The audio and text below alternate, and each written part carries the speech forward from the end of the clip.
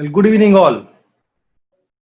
India Medical Services IMS once again welcomes you and thanks you all for joining our wellness webinar on a very important health topic of how to deal with ailments like diabetes and hypertension that prevails in the young generation of our times. You will be kindly aware 65% of the country's population is under 35 years of age.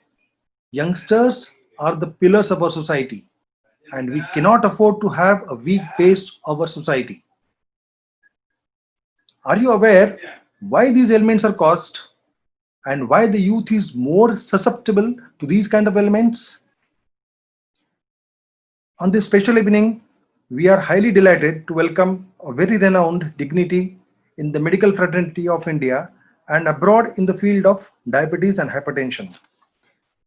My few words will not be able to fully describe such a personality, Dr. Bansi Sabu, who is the chairman of DiaCare, Diabetes Care and Hormone Clinic, consultant diabetologist at Diabetes Care and Hormone Clinic, diabetologist at Jivraj Mehta and Thakasi Hospital.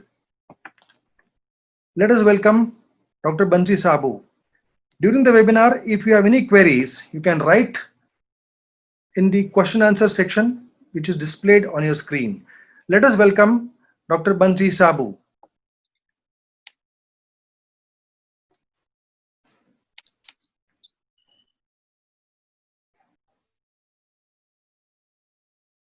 First of all, let me thank India Medical Service for giving me an opportunity to talk about the choice of oral anti-diabetic agent.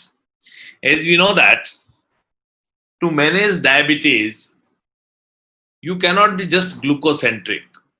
You have to have that a comorbid condition along with diabetes can affect patients' conditions as well as complications. So when you are dealing with a type 2 diabetic patients, you have to see the comorbidities which are very important. So today I will be discussing that a young patient who is coming for a diabetes management, which anti-diabetic agent you have to give. And simultaneously, we have to find out which comorbidity patient is having, and according to you have to choose the anti-diabetic agent. What are the common major comorbidity a diabetic patients may have? Even if you have a very young diabetic patients, he may have chronic liver disease, and it's very common because nowadays we are seeing a lot of obese person, overweight, whose SGPT and SGOT are high. We are seeing a lot of patients with renal disorder, not just because even newly detected diabetic patient also have a renal problem. We have urogenital infection because of an uncontrolled diabetes or the medication which may lead to infection. And the patient of diabetes, either they have family history of heart disease or they have heart disease. So at any given point of time, if I just see my clinical patient, all my patients of clinic, I see 25 to 30% of the patients, they may have even heart failure, and another 2/3 of the patients may have established atherosclerotic cardiovascular disease. Prevalence rate of diabetes in chronic liver disease is almost 12%, so it's not less, And at the same time, liver disease can alter the pharmacodynamics and pharmacokinetic of oral anti-diabetic agents. So when you are seeing a patient of a diabetes, and if we are just missing the patient that he might be having a liver disease, then you are going to write a medication which will lead to further deterioration of a liver problem in a patient of diabetes. So what are the medication one should write when somebody is having a diabetes along with liver problem or NAFL? So the liver problem, commonly what we see is a non-alcoholic fatty liver disease.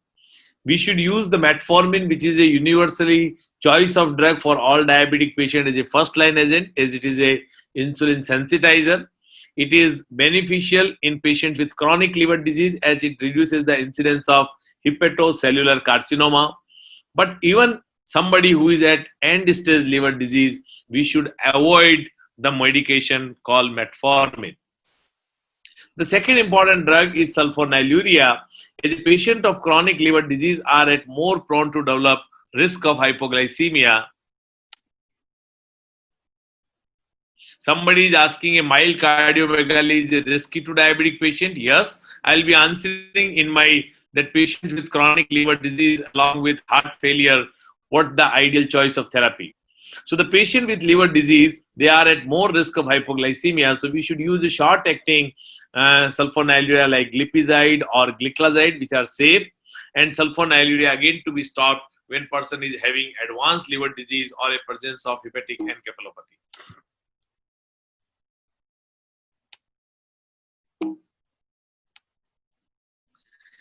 What about the alpha glucosidase inhibitor? We know that miglitol and voglibose and acarbose, they are safe, but with advanced liver disease, voglibose, we are not supposed to give, as there was some data, there is an increase in SGPT and SGOT, but dosage adjustment are not required. The glitazone, which is one of the choice most therapy as it is insulin sensitizer, they are safe in the patient with SGPT and SGOT are higher but less than 3 times. But if it is more than 3 times, or the reason for liver disease is heart failure or edema, please don't use the glitazone. The DPP-4, which is sita and vildagliptin, again the sitagliptin is more safe in the patient with liver disease, with the linagliptin, with teneligliptin, with vildagliptin, and the patients who are with other gliptins, out of them vildagliptin I would not like to give in the patient with hepatic impaired or hepatic impairment. The patient with liver disease, can we use SGLT2? As no dose reduction is required in the patient who are on SGLT2, but the patients who have again with the advanced liver disease, we have to be a bit more cautious when we are using the SGLT2 inhibitor. Now let me talk about very important thing, diabetes patients with kidney disease. So any young person who is coming to our clinic, what are the investigation which you would like to have? One is that patient, what is the sugar level, that is the glycemic pattern, and what is the glycemic load, what is A1C, and what is fasting, and what is postprandial sugar. What next thing which we would like to have? We would like to rule out these 4 major disease: infection, liver problem, kidney problem, and heart problem. So at least for kidney disease, you do serum creatinine and EGFR, do microalbumin, which will give the idea about the endothelial dysfunction or future of kidney or heart problem. Get at least a baseline ECG and clinical examination for LV function, and do SGPT. And if you find a clinical symptoms of chronic liver disease, then get serum proteins and PT also. So when a patient with a kidney disease, if the EGFR is less than 30, please avoid metformin. This is very, very important. Please don't give metformin. But sometimes we just give the metformin as creatine value is less than 1.5, but that's not right way of treating it. Ideally, we should get the eGFR, that is estimated GFR, in patients with diabetes and kidney problem. What about the sulfonylurea? As I told you, the sulfonylurea can be given in the patient with kidney disease, but it should be short-acting. Again, glipizide, gliclazide, they can be given, and glimepiride may have more risk of hypoglycemia. The similar way gliclazide sustained release also have a higher risk of hypoglycemia. But we do use glinides, which are shorter acting, like refaglinides, which we commonly use in our patients who are patients of chronic renal failure. So because they have short half-life, they have dominantly hepatic metabolism, they have lower risk of hypoglycemia. And in India, we have both netiglinide as well as repaglinide, which are not recommended with eGFR of less than 30. What about the DPP-4? The patients with kidney failure, the preferred oral anti-diabetic in presence of kidney disease is DPP-4. I would like to use because it does not cause hypoglycemia. It is safe, effective. Linagliptin and teneligliptin, no dosage reduction is required, while patients with Vilda, Sita, and Sexagliptin, the dose reduction has to be done.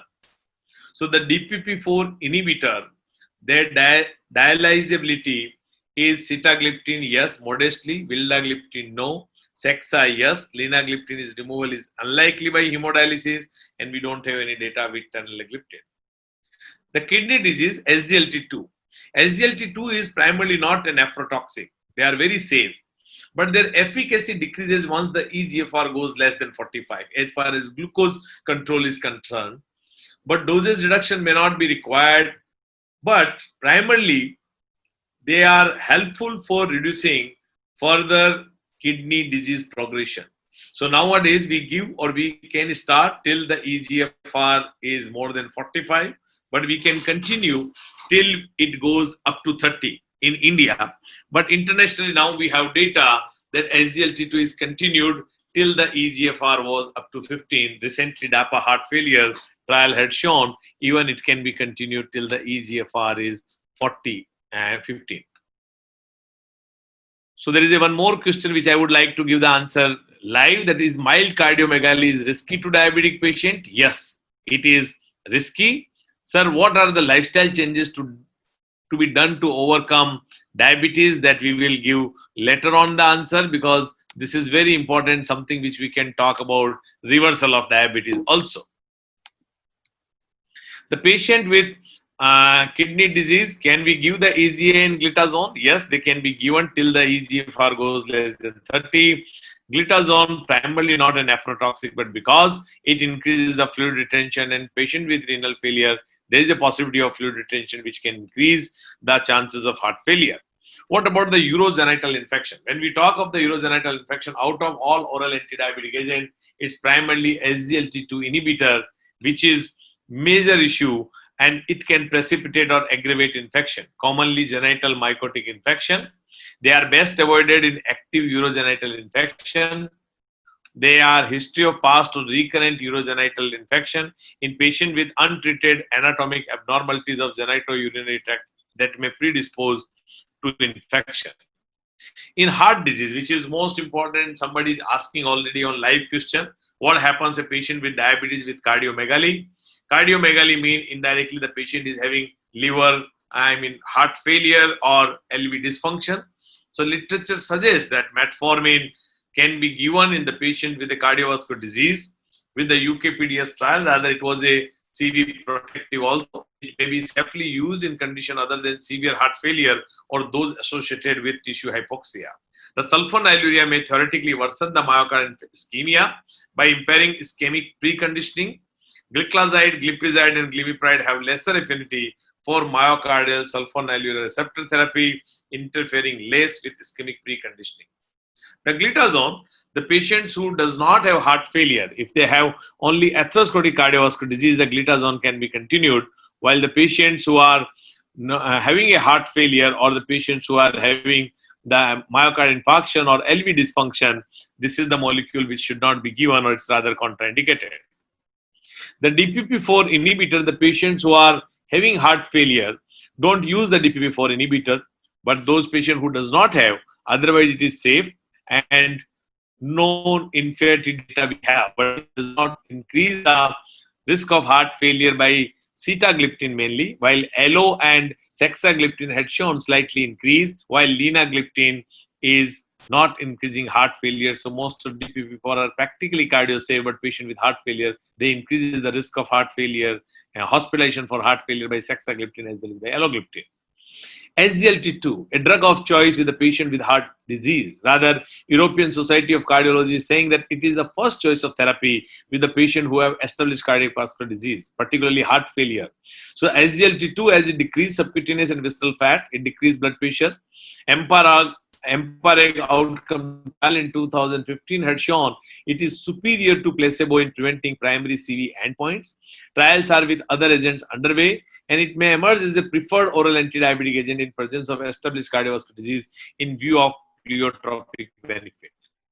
The EMPA had shown multiple benefits by multiple pathways, novel pathways, which are like decreasing blood pressure, decreasing arterial stiffness, decreasing albuminuria, decreasing uric acid, increasing HDL, decrease glucose, decrease insulin, decrease oxidative stress, decreasing weight, decreasing visceral obesity, and decreasing sympathetic nervous system activity. So in conclusion, insulin is not only the only option in the presence of major organ dysfunction. Many oral anti-diabetic agents can be used. However, the choice of the class of the drug, particular molecule, and appropriate doses are crucial, and close monitoring for any adverse events are to be checked every time. With this, I thank for this one presentation, but I would like to show you one more presentation that's very important, and that presentation we that still if we have so many drugs which are available to us, why our patients are not doing good? And that's very, very important. Are we doing enough for our patients? And this presentation will talk about that. Yes, even we have so many anti-diabetic drugs, and still in India, 2/3 of our diabetic patients are not getting good control. So the India is second highest number of patients in India in compared to China.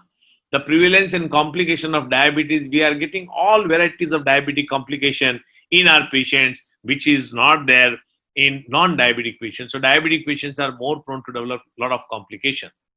But we are unique. I mean, we are taking a lot of data and papers from the Western side, but still we are very unique. One of the important unique factors that our environmental factors are different.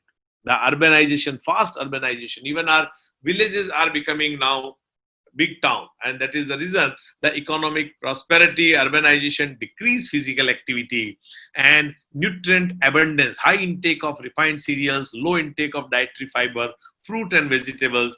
These are the two important reasons why somebody is developing diabetes in our country.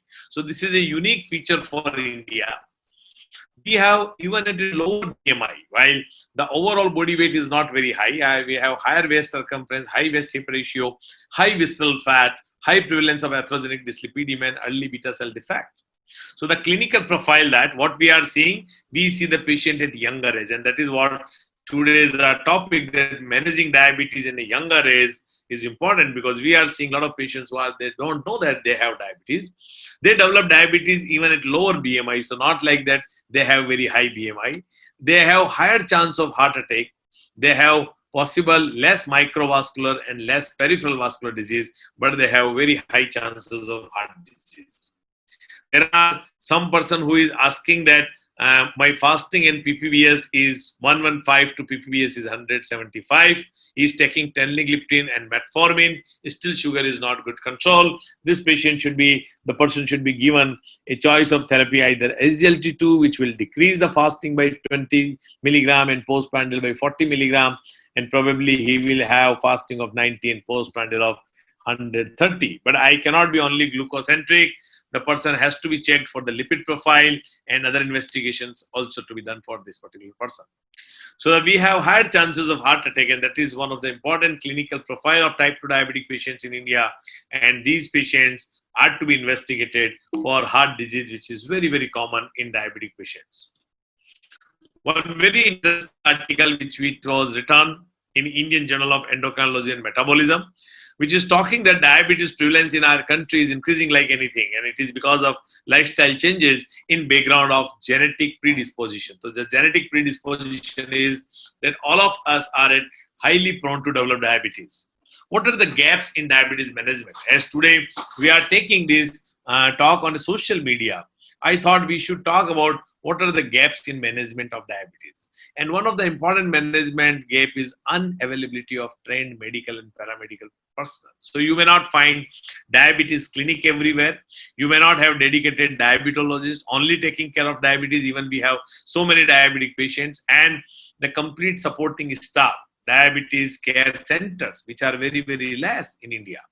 The limited availability of anti-diabetic medication in public sector. So when the cost of medication is high, the public sector, the civil hospital, government hospital, they are not providing many of anti-diabetic medication. The cost itself is very, very high for the therapy, and the need for lifelong medication is also there. The lack of national guidelines and protocols, which we are constantly developing, but still to reach out to each and everyone across the country, at each corner of the country, it is real difficult, and awareness and understanding of the disease is less than satisfactory level.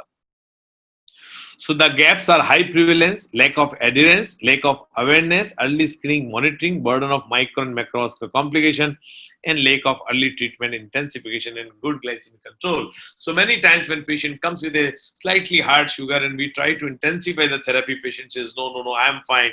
I will able to control. And that's a intensification clinical inertia, which happens with physician as well as with the doctors also. So the adherence for the medication is also very high. One is the cost of the medication, but sometimes the number of medication for a diabetic patients are so high, for him it becomes extremely difficult to remain adherent for the medication. Some of the medications are before meals, some are after meals, And again, if he is going for generic medication, therefore each the medicine which we give, there are 2 or 3 medicine which he has to take. So the adherence is really big problem.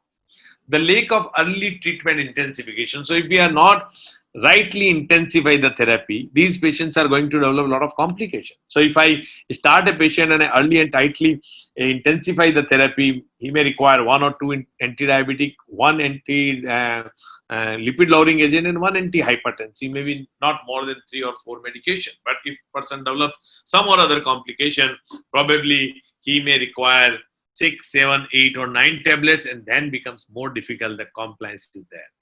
The awareness is very poor. Even we are doing these type of programs on the social media, but still what we find that people aware about the disease is very, very poor. When we see the patient is coming after 2 months, 2 years, 4 years. They say that, sir, we were taking your medication, but that's not the right way of getting the treatment, because we want a regular follow-up of the patient, because we want them not to develop complication. They have not to come to the doctor only when the complication comes. So the complication prevention for that, a patient has to be very regular. So what can be ideally done? Ideally, the use of clinical guideline highlights ongoing educational gaps in physician knowledge, decision making related to diabetes, and this message should go loudly to the society that yes, if they they are regular to their doctor, I'm sure many of us will able to prevent their diabetes complication. The screening and diagnosis itself is very important, because 50% of our diabetic patients are not knowing they are diabetic. So we should do a opportunistic screening. All those patients who are reaching to the primary care physician or GP or a physician where they have come to show their mother, father or other relative, we must screen them for the sugar level also. That is known as opportunistic screening. Counseling is very important part of the diabetes management, because unless we counsel the patient and we explain the patient it's a lifelong disease, how frequently you have to come, how frequently you have to monitor, what are the ways by which you can be monitored, and what are the annual checkup program which has to be done. This is what very important part of the counseling. The addressing need gap, which is as all stakeholders which are working with the public hospital or with the policy makers, we all should sit together to make the addressing the need of the need gap. Suggestive, corrective or remedial measures, as highlighted earlier, the patient is a key entity in the overall picture of diabetes. He is the central part of it, and others are just working around him. The self-management and awareness, there are various media sources. As today we have decided that this media source is going to help our patients, and this is the reason why we are today here, just to manage the patients and self-management. The self-management and awareness is increasing day by day, and we want further more and more person should know about it, and more person can take care of themselves. That is what we want. The improving dietary habits is very, very important, and that is what somebody was talking about, the complete reversal. So if I can change the food items which are rich in carbohydrate, if we can stop them and we can reverse it, diabetes can be reversed also. The physician approach, as they are coming with the evidence-based medicine, but at the same time, they should continue to do education program with their patients also. We should have a psychosocial aspect of the diabetes, which is important, because some of the patients are very much depressed when they develop such type of chronic disease management. So the role of patient, physician and government bodies or policy maker in society in management of type 2 diabetes probably will decrease the gaps in diabetes care and the suggestive measures to overcome those gaps. The only solution is education, and that too at community level, and that is what we are doing today. To conclude, tackling diabetes is not easy.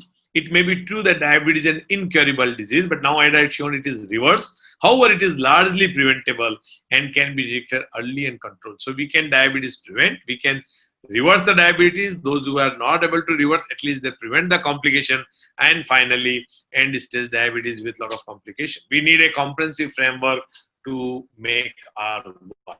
With this, I am thanking all of you once again for giving me an opportunity to discuss with you on this social platform, and we have to make sure that our society have less diabetogenic, and we have to screen more and more number of persons, and healthcare professional education has to be continued. Thank you. Thank you. Thank you, Dr. Sabu, for enlightening our audience with so much of resourceful information.